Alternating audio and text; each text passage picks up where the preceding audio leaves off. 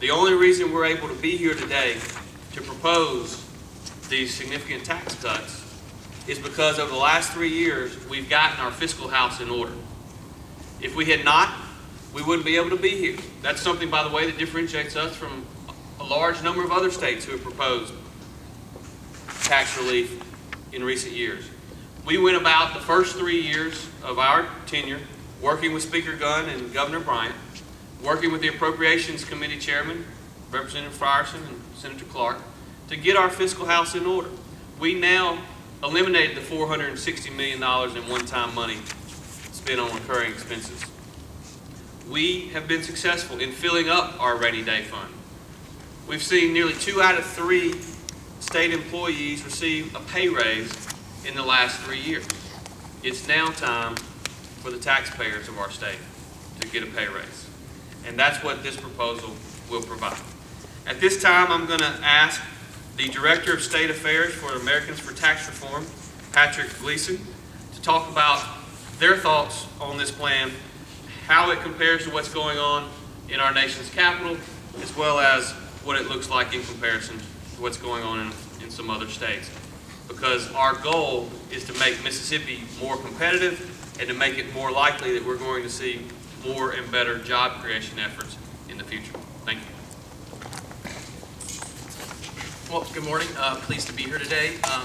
As Lieutenant Governor Reeves said, I'm with Americans for Tax Reform. For those unfamiliar with Americans for Tax Reform, just a little background. We are a taxpayer group. We were founded in 1985 at the request of President Ronald Reagan.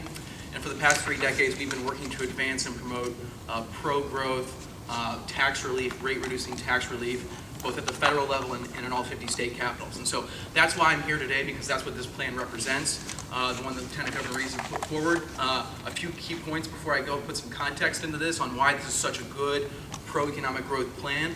The franchise tax that only just over a dozen states have is one of the most economically unsound taxes a state can have. In a global economy, it puts a state at a tremendous competitive disadvantage to have a tax such as this on capital. So that's why a majority of states have this, and the states that do have this are in the process of phasing out. So this is a good step forward. This will make Mississippi more economically competitive, both in terms of with relation to other states, but also nations that you're competing with in this global economy. Also, the tax relief included in this package for self-employed Mississippi residents as well as taxpayers of all income levels is incredibly important in context of what's been happening at the federal level. So over the last 5 years, over 20 federal tax increases have been imposed on Mississippi taxpayers from Washington. And a number of those tax increases go down and impact households from the lowest income levels. So this tax relief is incredibly important. In light of what's happening at the federal level, it's even more imperative for state lawmakers and leaders to provide as much tax relief as they can to their constituents. And so that's what this plan represents, both on the income side and the self-employed Mississippi resident side. So we view this as a tremendous advantage. It's going to put more dollars back in the pockets of hardworking Mississippi taxpayers at a time when Washington's been trying to take more of theirs. Now, I'd just like to provide a little context on how this fits into what's going on in other states and why, which underscores why passing this plan is all the more important, aside from its own economic merits, which Lieutenant Governor Reeves highlighted and I highlighted a little bit. So in the past 3 years has been seen as what we call the golden age of state tax reform.